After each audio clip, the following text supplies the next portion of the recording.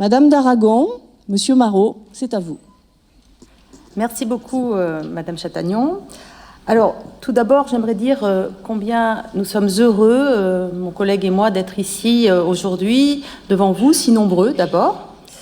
Alors, je suis Lise d'Aragon, je suis maître de conférence en droit, et je suis à l'université de Nice Sophia Antipolis.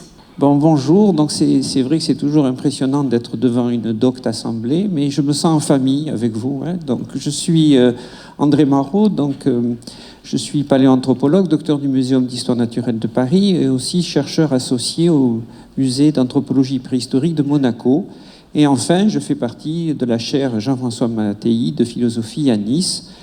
Et dans cette proposition d'écartèlement entre l'humanité et sa technique, je vais représenter plutôt les sciences molles, dites souples, des sciences humaines.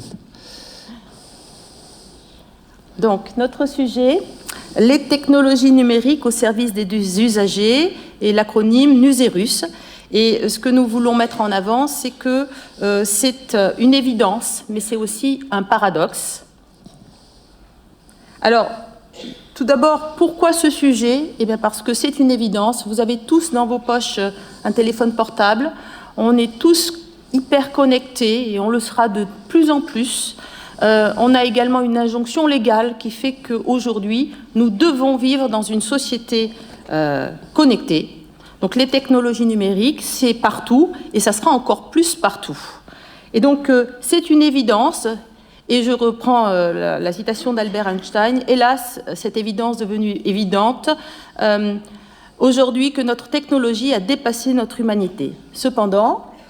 Voilà, l'humanité et les technologies numériques. Alors c'est un paradoxe, mais pas tant que ça dans le fond, puisque notre espèce est une espèce technique. Depuis le chopper, puis en passant par le biface, on s'est toujours bien accordé avec cette capacité. Alors par contre, c'est vrai que pour que qu'on ne soit pas dépassé par cette dimension et capacité technique, eh bien peut-être il faut ne pas oublier que nous sommes sapiens sapiens, c'est-à-dire l'homme qui sait qu'il sait, c'est-à-dire l'homme témoin du spectacle de son action, c'est-à-dire doté de conscience. Donc c'est un petit peu par contre l'enjeu. Alors c'est vrai que c'est important de aussi porter l'attention sur cette conscience de soi dans notre espèce. Pourquoi ? Parce que dans nos relations d'aide, dans nos relations de soins, eh bien, peu importe qu'on soit dans un monde connecté, qu'on soit augmenté, qu'on soit demain transhumanisé, peut-être que ce qu'il faut faire, c'est toujours être conscient de ce que je suis et de ce que nous faisons, de manière à peut-être trouver ce jeu d'équilibre qu'on pourrait appeler aussi une juste distance professionnelle, qui consiste à marcher sur ce fil. Alors, si on prend la célèbre analogie de la création d'Adam, de Michel-Ange, on voit bien que Dieu, ici, va créer donc un existant, donc Adam, mais dans le fond, si on regarde bien, tout se joue ici, se joue entre les deux index, et notamment la vacuité qui se trouve entre les deux index. C'est un peu ça, je crois, le message de ce fantastique tableau. C'est peut-être de porter plus l'attention sur le vide, sur ce qui est créatif, sur le geste, sur le climat, sur toutes ces choses qui sont comme ça impalpables et invisibles, plutôt que sur la partie quantitative des choses. Alors, ça, peu importe si demain, nous, créatures, existences, sommes en mesure de créer un autre nous-mêmes augmenté, voire transhumanisé, si on ne perd pas de vue cette formidable transition. Et on pourrait alors revisiter les propositions des présocratiques, notamment Parménide, qui disait « l'être est, il est nécessairement, le non-être n'est pas ». On peut très bien remplacer le mot « être » par le mot « vide », vide quantique d'ailleurs. Tout ça, ça marche, c'est la même chose. Alors, en introduction, je vais vous expliquer ce qu'est le NUSERUS. NUSERUS, c'est une recherche-action-formation. Madame Chatagnon vous en a dit deux mots, je vais un petit peu plus détailler. Sur le thème donc des technologies numériques dans le secteur de l'action sociale. Et l'idée, c'était de définir les contours de la rencontre de deux mondes, le monde des données et le monde de la relation interpersonnelle. André a beaucoup parlé de cette relation. Alors c'est une recherche. Alors d'abord, quand on parle de recherche fondamentale. C'est quoi la recherche fondamentale? Eh bien, elle a pour objet de faire progresser le savoir, indépendamment de toute retombée pratique. À côté de cette recherche fondamentale, on a la recherche appliquée, et on est plutôt là-dedans, nous. Cette recherche appliquée a pour objet d'élaborer des applications pratiques à partir de connaissances scientifiques actuelles. Et notre recherche-action est une forme de recherche appliquée qui a pour but de comprendre et d'intervenir dans un certain milieu social, celui des établissements sociaux et médico-sociaux. Alors c'est également une recherche-action, c'est une action. Pourquoi je parle d'action? Parce qu'elle impose en réalité cette action que nous avons menée, la réunion de chercheurs, enseignants-chercheurs, chercheurs, et de praticiens, de professionnels qui sont ensemble pour la production de connaissances.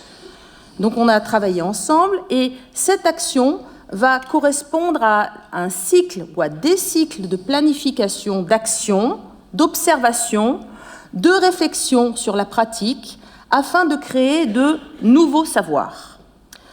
C'est également une recherche-action-formation, c'est aussi une formation.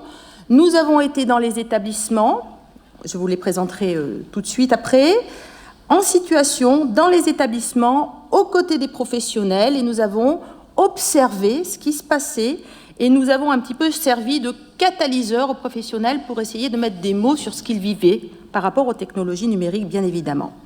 Et donc au final, on s'aperçoit qu'il y a une interpénétration entre la théorie et la pratique.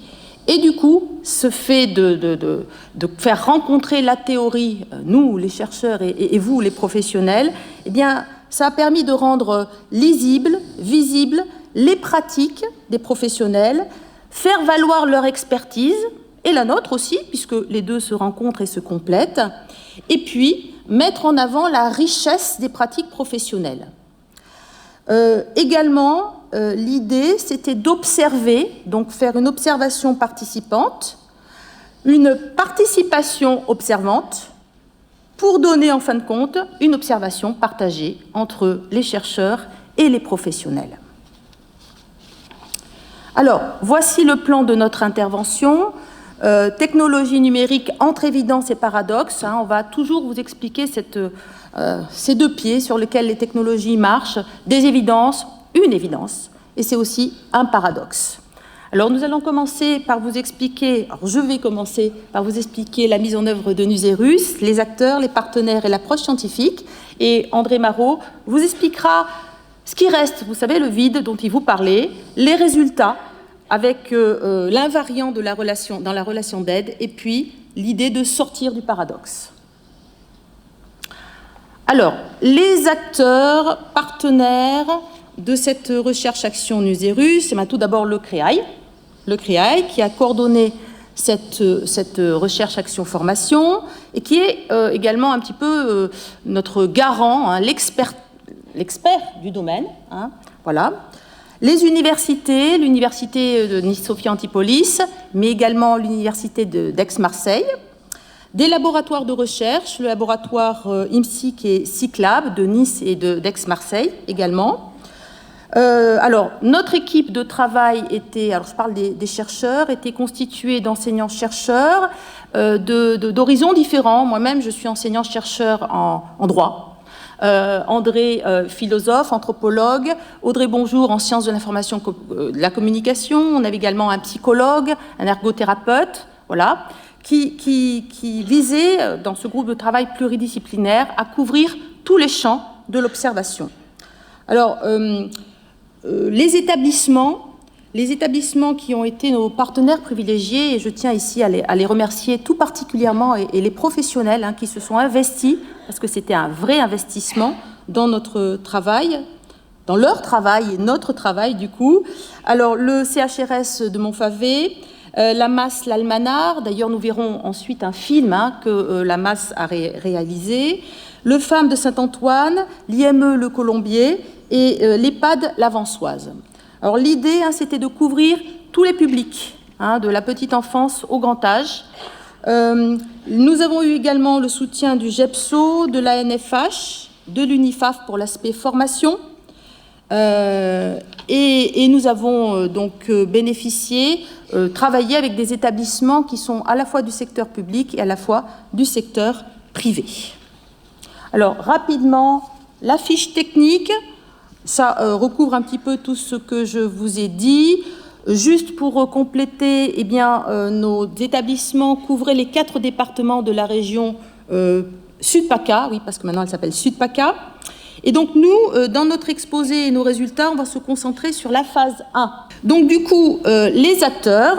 Alors, chaque professionnel est à la fois sujet et acteur. Et on a créé avec eux un collectif qui va produire de la connaissance sur la réalité de leur travail. Donc les chercheurs vont à la rencontre des acteurs qui sont non-chercheurs. Et du coup, cela opère un triple élargissement. Alors, ce triple élargissement concerne premièrement un cadre théorique avec une réflexion théorique, un petit peu ce que je vous expliquais lorsque je parlais de la recherche fondamentale et appliquée. Un cadre théorique. Deuxièmement, une problématisation des choses. Souvent, les professionnels étaient dans leur pratique et oubliaient de prendre le recul suffisant pour mettre des mots sur ce qu'ils vivaient. Et ensuite, troisièmement, l'application à des organisations absolument hétérogènes. Vous avez vu qu'on est des établissements complètement différents, pensant de l'EHPAD, IME, etc., etc. La formation que nous avons conduite avec les professionnels n'est pas une formation académique du style qu'on vit là actuellement, à savoir je parle, vous écoutez. C'était pas du tout ça. C'était pas du tout ça. On a ensemble, avec tous ces professionnels, co-construit le processus, co-construit les choses de façon à pouvoir réfléchir, formaliser les savoirs, organiser la pensée, structurer un petit peu ce que les professionnels vivaient. C'est les professionnels qui apportent les connaissances et non pas les universitaires. Moi, dans ce domaine-là, moi, je suis juriste, je connais pas mal ce qui se passe dans les prétoires, mais dans les établissements, il fallait une expertise des professionnels. Et c'est à partir de ces connaissances-là qu'on a réussi à extraire, j'allais dire, la substantifique moelle. Alors, Nuserus se passe en 2 phases. Vous avez vu que c'était sur plusieurs années. La première phase, nous avons constitué un COPIL, un comité de pilotage, avec le CREAI, avec les enseignants-chercheurs, les laboratoires, le GEPSO, la fédération hospitalière également. Et puis, nous avons passé 7 jours, nous avons passé 7 jours dans les établissements, dans vos établissements. Alors, pour vous dire, moi, j'ai beaucoup appris. Je ne savais pas si j'allais être capable de vivre ces 7 jours en 2 fois. Donc 7 jours dans les établissements. Et puis, on a créé des groupes de travail pluridisciplinaires qui représentaient chaque corps de métier, si je ne peux pas dire les choses comme ça, dans la structure. Et donc, dans les 2 étapes, dans l'étape 1, nous avons observé, d'accord ? Et dans l'étape 2, en fait, on a accompagné les professionnels dans la production d'écrits. Alors, je ne vais pas m'appesantir sur l'étape 2 parce que, en fait, cet accompagnement que nous avons mené avec les professionnels, nous l'avons fait dans l'optique d'une journée de rencontre entre les pratiques des professionnels. Et donc, les professionnels, on leur a proposé un cadre un petit peu formel pour écrire ce qu'ils avaient à dire. Et donc, ce cadre, rapidement, je vous le dis, puis après, alors, si tu veux revenir, je ne parlerai plus de l'étape 2. On parlait des technologies numériques et la gestion administrative, très importante dans ce cadre. Les technologies numériques et la gestion socio-éducative dans les établissements. Les technologies numériques et la gestion du soin, la gestion sanitaire. Et ensuite, on faisait tout un pan sur l'innovation sociale, parce qu'il y a beaucoup d'innovation sociale avec les technologies numériques dans les établissements. Mais ça, je n'en parlerai pas beaucoup. Je vais plutôt me concentrer sur l'étape 1 de la phase 1, cette observation-formation. Cette observation-formation, alors, ce que nous avons fait, c'est que nous avons travaillé sur 3 niveaux. Au niveau institutionnel, l'institution, l'établissement, au niveau des professionnels, et puis ensuite par rapport aux usagers ou aux résidents, suivant le type d'établissement. Et nous avons demandé aux gens de décrire leurs pratiques et de recenser tous leurs outils, tout ce qu'ils avaient, tout ce qu'ils produisaient avec leurs outils numériques. Nous avons conduit ensuite des entretiens avec les professionnels, mais également les usagers et les résidents. Grâce à une grille d'observation, nous avons pu un petit peu formaliser tout ce que l'on recueillait. Et à la suite de ça, eh bien, on faisait une réunion à la suite de ces 7 jours d'observation, une réunion avec tout le groupe de travail, plus tous les professionnels qui souhaitaient et qui pouvaient surtout, qui pouvaient venir assister à la restitution. Et on faisait des préconisations selon 4 axes que nous avions identifiés. Premier axe, c'était le partage d'informations. Comment étaient utilisées les technologies numériques face à ce partage d'informations entre professionnels et la famille, entre professionnels et les usagers et résidents, avec l'extérieur. Bon, je ne vais pas rentrer plus en détail, mais pour chaque établissement, il y avait des pratiques absolument différentes. Il y avait un deuxième point, c'était la responsabilité de l'établissement. Responsabilité d'établissement et c'est souvent également son positionnement éthique par rapport à l'utilisation des technologies numériques. La question de la protection des données sensibles, du secret professionnel, le problème de la responsabilité par rapport aux agissements des usagers, avec les problèmes Adopi, par exemple. Troisième point, l'impact des technologies numériques sur la relation interpersonnelle et l'impact des technologies numériques sur les pratiques professionnelles et leur éventuelle valeur ajoutée. Et c'est sur ces 2 aspects-là que nous allons vous présenter les résultats, vraiment sur l'aspect, sur les impacts quant à la relation interpersonnelle et sur les pratiques professionnelles. Et je laisse la parole à André Marot. Ah non, c'est moi toujours. C'est encore toi. Toujours moi. Donc du coup, par rapport à nos résultats, il y avait effectivement des préalables. On s'est aperçu que technologie numérique, ça ne tombe pas du ciel comme ça, il fallait respecter des préalables. Et le premier préalable, c'était le préalable technique. Il faut que le réseau fonctionne, qu'il soit disponible, il faut assurer la connexion. Et ça, c'est un impératif qui pèse sur l'institution. Et ça ne fonctionne pas toujours comme on veut. Hein, vous le savez tous, je crois. Donc ça, c'est le préalable. Mais ça touche aussi les usagers, du coup, ou les résidents, bien sûr. Hein, s'ils n'ont pas accès à la Wi-Fi, ils ne peuvent pas se connecter, par exemple. Et donc, du coup, on a également eu des professionnels, dans ce cas, de dire quand ça ne fonctionne pas, on est bloqué, on ne peut plus rien faire, hein, notamment pour la partie administrative. On arrête de travailler. De ce préalable technique est né ce qu'on a constaté, une crainte, la crainte du bug informatique. Et donc, du coup, on s'est aperçu que dans les établissements, il y avait des doublons. On faisait marcher les technologies numériques, mais souvent, il y avait aussi les papiers à côté, les cahiers de liaison, etc. Tout ça, ça subsiste. Sauf que ça crée des risques de confusion. Et oui, qu'est-ce qui est bon? C'est l'informatique ou c'est ce qui est écrit sur le papier? Donc voilà, cette crainte du bug informatique. Alors, de ce préalable technique, néanmoins, on a fait émerger une question. Et vous allez certainement sourire à cette question. Faut-il un service informatique dans chaque établissement social et médico-social? Ou faut-il une personne dédiée à cela? Ça serait l'idéal. En pratique, c'est très, très, très rarement le cas. Et donc, en réalité, ce qu'on a constaté, c'est qu'on a une personne qui se débrouille en informatique, personnellement, j'allais dire, et donc qui sert un peu de couteau suisse, qui aide les collègues. Voilà comment ça fonctionne.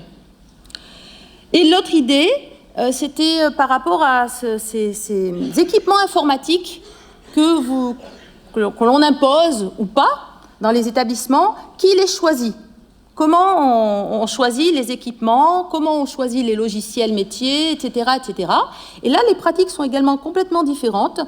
Dans certains établissements, c'est le directeur, hop, on impose. Et puis, dans d'autres établissements, on allait jusqu'à donc faire des groupes de travail où les professionnels choisissaient les professionnels et on allait jusqu'à faire signer aux professionnels qu'ils avaient bien choisi ce logiciel-là et que si ça ne fonctionnait pas après, bah, c'était leur faute. Voilà, quelque chose comme ça. Préalable humain. Préalable humain, eh bien, ça nécessite un minimum de compétences informatiques. Il faut un minimum de compétences informatiques et on ne l'a pas tous. Enfin, les professionnels ne l'ont pas tous. Il faut donc des formations. Et ça, c'est une forte demande des professionnels. On a besoin de formation qui n'est pas toujours... alors si, quand même, hein, y a des formations qui sont proposées, mais souvent périodiques, pas suffisamment longues. Après, on les fait les formations, puis on ne met pas tout de suite en pratique, alors on oublie. Voilà ce qui se passait.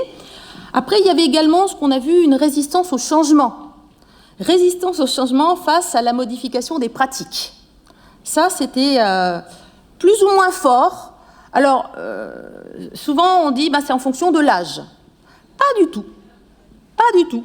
On s'est aperçu que, alors c'est sûr, hein, les jeunes, soi-disant, arrivent, ils sont plus à l'aise avec les technologies numériques, mais on avait des professionnels qui avaient investi tout de suite les technologies numériques et qui impulsaient vraiment une vraie dynamique en la matière. Donc là, je voyais, ça n'a pas été probant du point de vue de nos observations.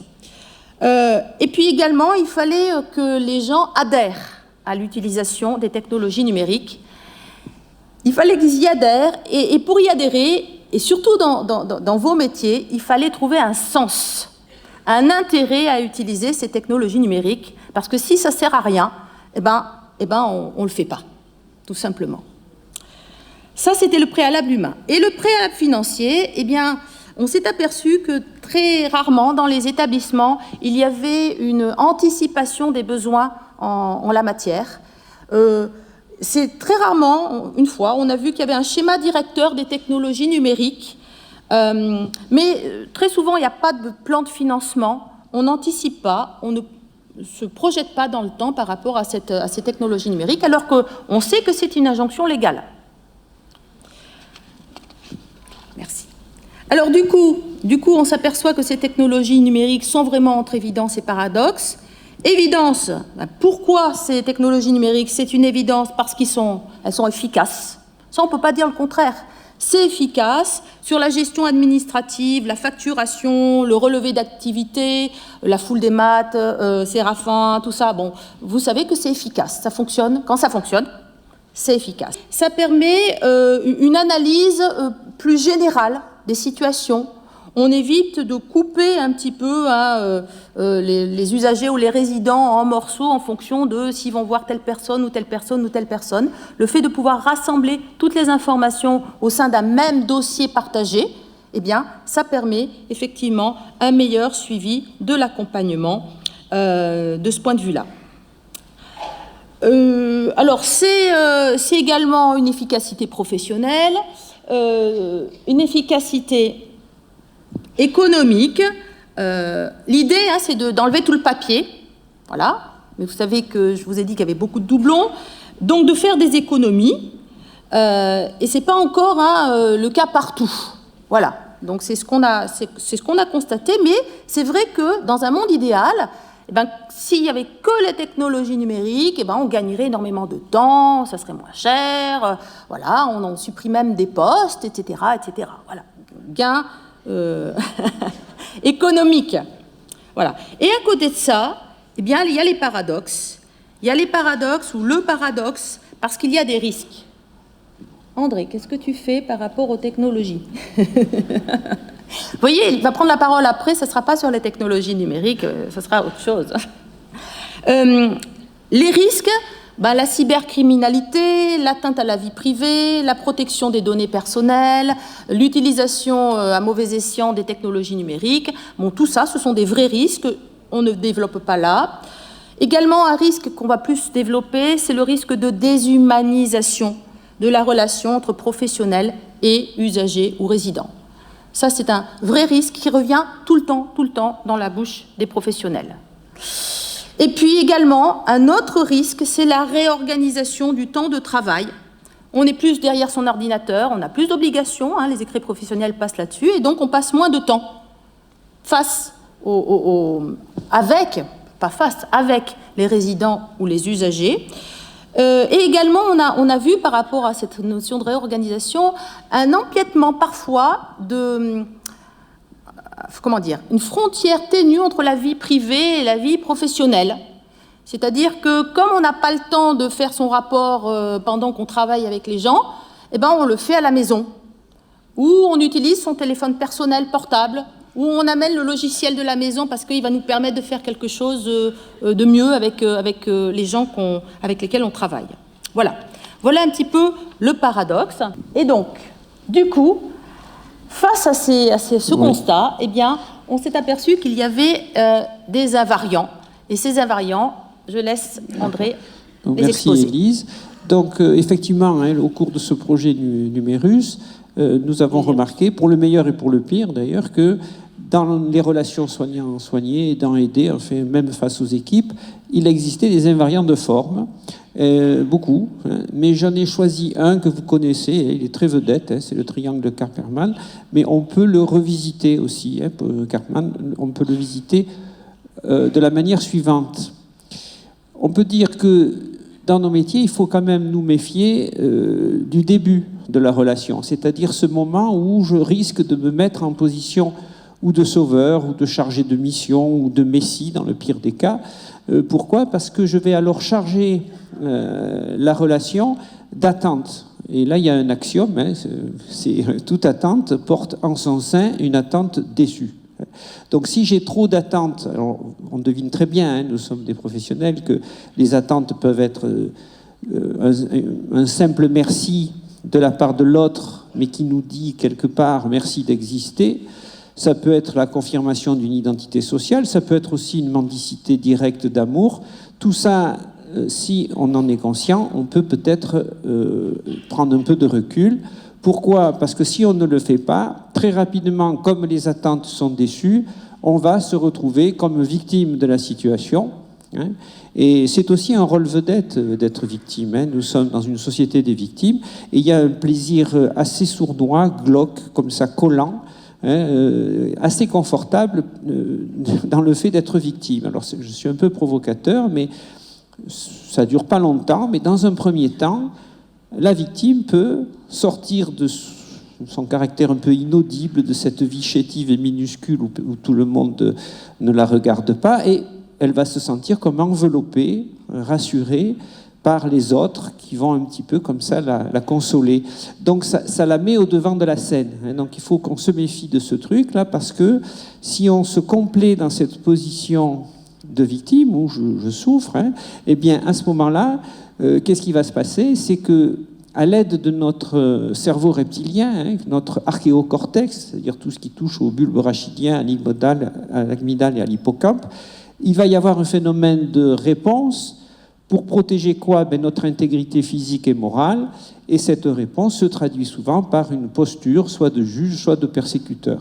Alors elle s'accompagne dans un premier temps, soyons honnêtes, d'une sorte de jouissance, c'est la jouissance du fauve qui plante finalement ses crocs dans la jugulaire de l'antilope, mais comme nous sommes aussi des êtres sociaux, on s'est mis d'accord entre nous pour pas complètement rester dans la forêt, eh bien on va être rattrapé par la culpabilité. Cette culpabilité va nous faire dire c'est bien la peine de faire de l'humanisme et d'être dans ce type de comportement, donc la prochaine fois je ferai mieux. Sauf que si j'augmente pas ma conscience de moi-même sur le mécanisme et sur la situation, au bout d'un moment je risque de repartir dans ce rôle très curieux, parce que c'est un one-man show. Quelque part, on est là dans une identité polymorphe où à la fois je suis sauveur, à la fois victime et persécuteur, et je tourne inlassablement dans ce système. Alors, André, oui, pour tu as un illustrer, exemple là-dessus. Oui, un exemple.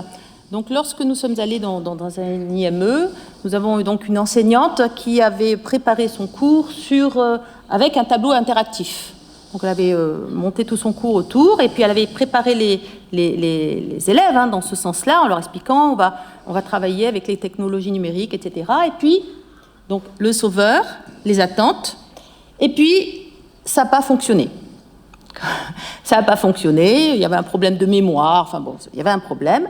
Donc ça n'a pas fonctionné, du coup, les attentes ont été déçues, les élèves ont été encore plus énervés que s'ils n'avaient pas eu ces attentes-là. Et donc l'enseignant s'est retrouvé victime face à un public encore moins malléable, si j'allais dire, que d'habitude. Et donc du coup, elle a dû reprendre les rênes et remettre les choses en place, et redevenir persécuteur. Attention, elle a repris les rênes, et c'est vraiment quelque chose qui illustre ce que tu viens de dire. Tout à fait. Alors vous savez la solution de sortie de ce triangle infernal, qui encore une fois est assez connu, eh bien la solution de sortie, c'est bien d'être à équidistance des trois pôles extrêmement vedettes, attracteurs et alléchants. Alors comment ça marche? Eh bien effectivement, il faut apprendre à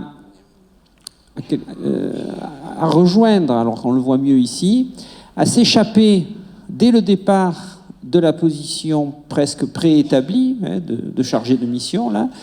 Comment on fait? On se pose la simple question, à qui appartient le problème?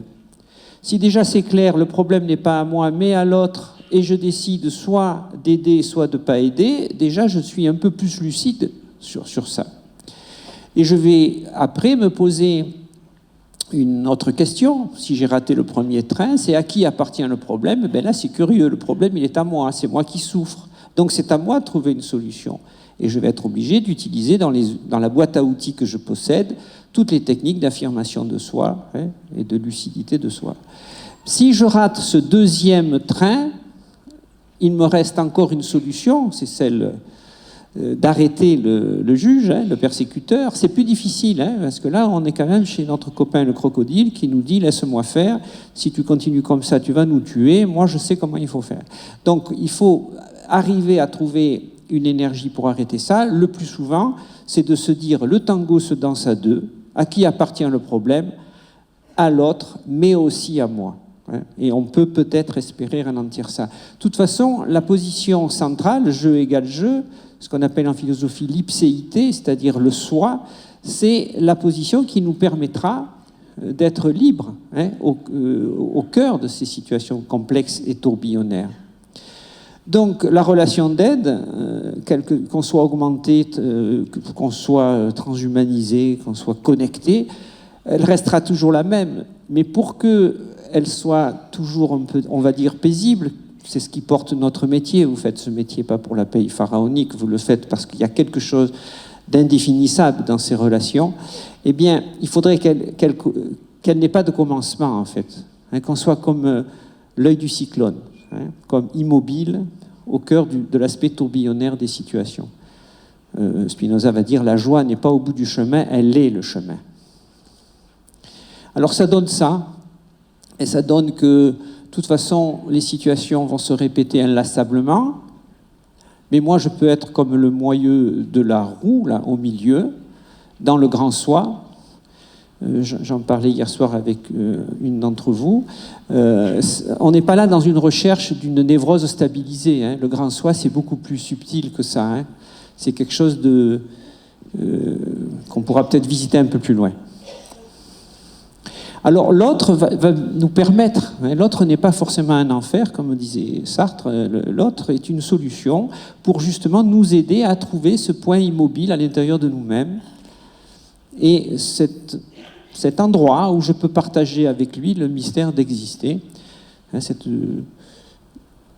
qu'on peut trouver ici. Vous voyez, ça c'est Gilles Deleuze qui a parlé de ça pas trop mal. C'est plutôt bien même. C'est l'idée que lorsque nous sommes en relation duel, dite duel, au niveau par exemple du regard, on peut s'apercevoir que ça ne va pas de soi, on peut très bien ne pas s'entendre. Au niveau de la bouche, pourquoi pas. Ça veut dire que toute relation est équivoque au départ. Et Deleuze va dire on est comme condamné à ne pas nous entendre. Il est assez tragique là-dessus. Mais dans le fond, on est tous dans l'espoir que cette relation sera réussie et sera en fait une histoire d'amour sans les inconvénients. Eh bien, pour que ça marche, ça, pour que ce soit une véritable histoire d'amour, il faut réaliser quoi? Qu'il y a deux formes noires ici, et qu'au milieu, il y a une forme blanche. Et si vous regardez bien la forme blanche 2-3 secondes, vous allez voir, elle avance. Elle avance parce qu'elle a une véritable réalité personnelle. C'est-à-dire que imaginer une relation duel à deux termes, c'est une erreur. Une relation s'envisage à 3 termes. Il y a moi, l'autre, et ce qui se joue entre l'autre et moi. Et tout le jeu, bon, on va pas faire, là on est hors sujet si on développe trop ça, mais finalement, tout le jeu consiste à essayer de s'effacer de manière à goûter ou vivre ou s'immerger dans cet entre-deux, dans cette sorte de zone dont on ne peut rien dire. Les philosophes vont l'appeler l'être, les religieux Dieu, les physiciens un fondement. C'est une sorte de vide qui relie les événements, mais qui est également l'événement en tant que tel, en tant que lui-même. Donc en tout cas, le but, et là j'aime bien cette phrase d'André Breton, je m'étais perdu à moi-même et tu es venu me donner de mes nouvelles. C'est l'autre qui va nous permettre de connaître ça. Sinon on est toujours en exil et en trahison de soi perpétuelle. Donc si on a la chance donc, de réussir ce geste, réussir cette relation, à ce moment-là, c'est cet entre-deux fugitif qui va prendre le devant de la scène et envelopper la totalité de la situation. Alors, petite parenthèse sur un autre piège propre à nos métiers, c'est le mécanisme de projection. Ça, c'est hyper connu. C'est notre espèce entière qui projette. C'est une espèce qui a toujours fait fonctionner son imaginaire quand elle ne comprend pas quelque chose. Et je ne dis pas que ce n'est pas bien, c'est un formidable anxiolytique, mais pas tout le temps. En tout cas, il faut se méfier de ça dans nos métiers, c'est-à-dire le fait que nous soyons des vidéoprojecteurs avec des diapos, ou des DVD, si vous voulez, et en fonction de ce que l'on glisse à l'intérieur de soi, on va projeter sur le réel quelque chose de poétique ou de moins poétique. On va en définitive retrouver la proposition du Talmud, le monde n'est pas tel que nous le voyons, il est tel que nous sommes. Nous sommes 7,5 milliards d'individus, il y a 7,5 milliards de façons de voir le réel, et entre nous-mêmes et nous-mêmes, ça peut changer en permanence plusieurs fois dans la journée. Alors le but peut-être, et ça a été dit aussi depuis la nuit des temps, mais peut-être bien formulé par Kant, c'est de réaliser que finalement, l'idée que nous avons du réel n'est qu'une construction perceptive, qu'une sorte de d'illusion en 3 dimensions que l'on obtient à l'aide de nos sens. Mais en fait, nous sommes, dans le fondement du réel, nous sommes qu'en face d'un océan de particules élémentaires vibratoires agencées dans du vide. Alors pourquoi je dis ça? Parce que là, petit à petit, on revient à notre idée du soi.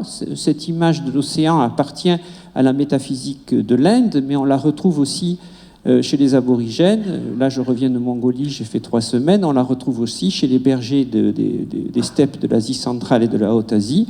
C'est l'idée que il faut savoir sortir de ces mécanismes un peu trompeurs pour réaliser quoi? Pour réaliser que nous ne sommes pas uniquement une gouttelette d'eau suspendue sur une vague avec un début, une fin, ce côté chétif et un peu désespérant. Nous sommes en fait aussi la vague, c'est-à-dire je suis face à l'autre en interdépendance. Les Indiens Kogi vont dire, quand ils se croisent dans leur village, « Bonjour, tu es un autre moi-même ». Pour eux, c'est évident. Je suis la vague, c'est-à-dire je suis aussi interdépendant avec le corps social et je ne représente plus qu'un seul individu. Mais cette métaphysique, ou ces métaphysiques qu'on est en train de revisiter, parce que ces sociétés traditionnelles qu'on croyait disparues, leur lumière est en train de sourdre à travers les craquelures de notre monde matérialiste et positiviste.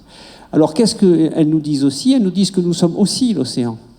Nous sommes à la fois la gouttelette, à la fois la vague et à la fois l'océan. Et quand on arrive à garder ces 3 dimensions de nous-mêmes en permanence, il y a comme une sorte de souffle de liberté.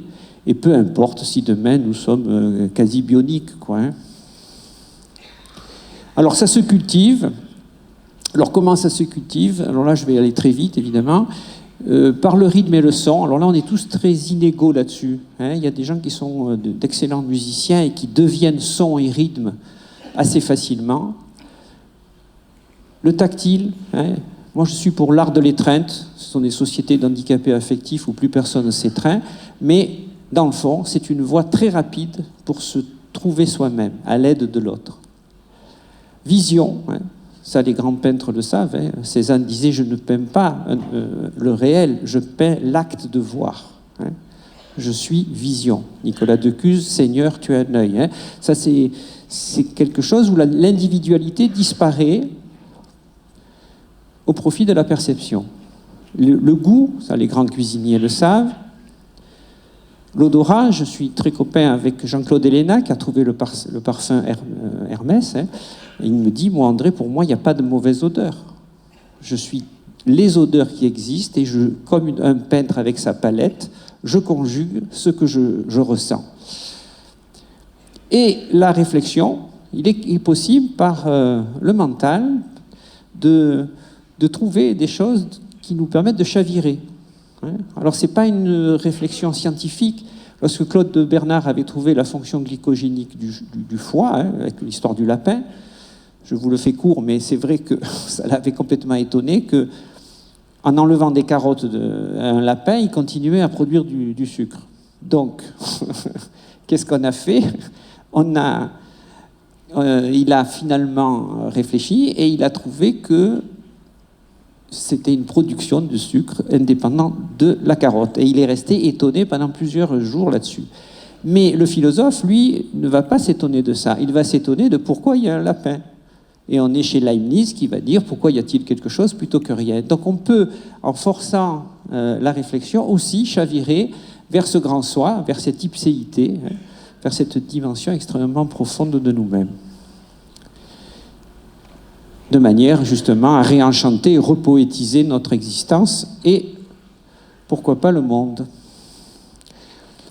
Alors, pour conclure sur cette histoire, eh bien, nous sommes des êtres biologiques de la nature, nous sentons encore la forêt et le champignon, mais nous sommes, le sujet humain, comme alchimisés, confondus, hein, dans une sorte de maillage très fin, avec les civilisations, les techniques que nous avons mis en place. Oui. Oui. Donc je suis très contente que tu prennes cette analogie nature, culture. Alors nos cultures sont en train de changer face aux technologies numériques et en réalité il faut effectivement garder l'invariant, la nature, ce qui fonde l'humanité. Voilà, tout à fait. Et d'ailleurs on retrouve là les propositions de Spinoza que j'aime beaucoup. L'homme n'est pas un empire dans un autre empire. C'est complètement idiot de vouloir opposer les deux systèmes. C'est bien la nature qui a créé une espèce bizarre capable de se prolonger de manière exponentielle par sa technique. Mais il va dire aussi, par perfection et réalité, j'entends la même chose. Là, je ne commente pas, sinon on passe une semaine ensemble. Mais en conclusion, tu veux dire quelque chose ? Vas-y. Je voulais juste dire que... vous vous souvenez de l'image de la vague? En réalité, on aurait pu très bien l'interpréter indifféremment. Hein. Ce petit point, c'est nous. La vague, c'est les technologies numériques qui arrivent. Donc, il faut effectivement être dans ce tout. Et justement, dans la phase 2 de notre projet Nuserus, nous avons projet de créer un espace partagé pour faire en sorte, au sujet de l'utilisation des technologies numériques, un espace partagé des professionnels pour faire en sorte qu'on puisse échanger et avancer tous ensemble. Tout à fait. Et donc, merci pour votre attention. Je vous laisse avec cette phrase encore de Spinoza, mais commentée par Deleuze. « Rien ne s'exprime jamais comme un manque, il n'y a que de l'être, ou si vous préférez, un vide créatif perpétuel. » Merci.